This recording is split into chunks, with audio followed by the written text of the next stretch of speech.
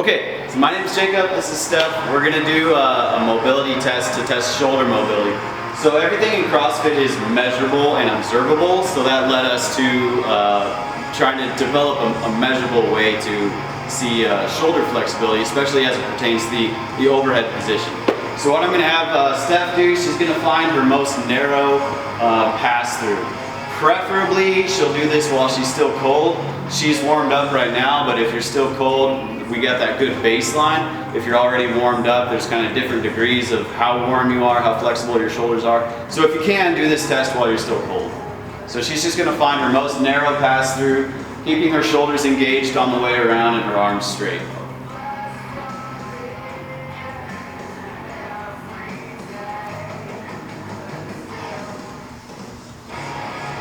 Better than I did earlier. That's pretty good.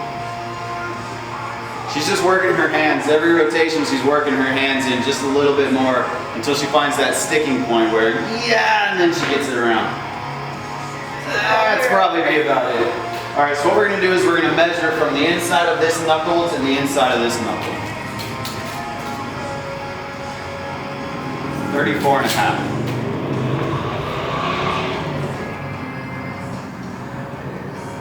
So this is the equation we're going to use later, but her grip width is 34.5. Then I'm going to ask her to put the bar down and hold her hand out straight in front of her, 90-degree angle with her wrist bent in. I'm going to measure from the inside of her armpit all the way down to her wrist.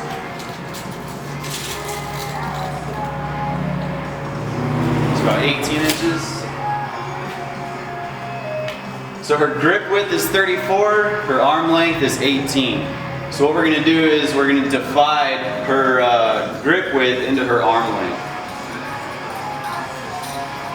So her arm length is 18 divided by her grip width at 34.5 gives her a mobility percentage of 52%. So what we're finding as we test more and more athletes, anything below 40 is completely immobile. So if you got a below 40%, you got some work to do. Before 41 and 50% is about average. Anything above 50 is great. So 100% mobility would be being able to do a pass through with your grip width the same distance as your arms are long. So that's a pretty extreme pass through.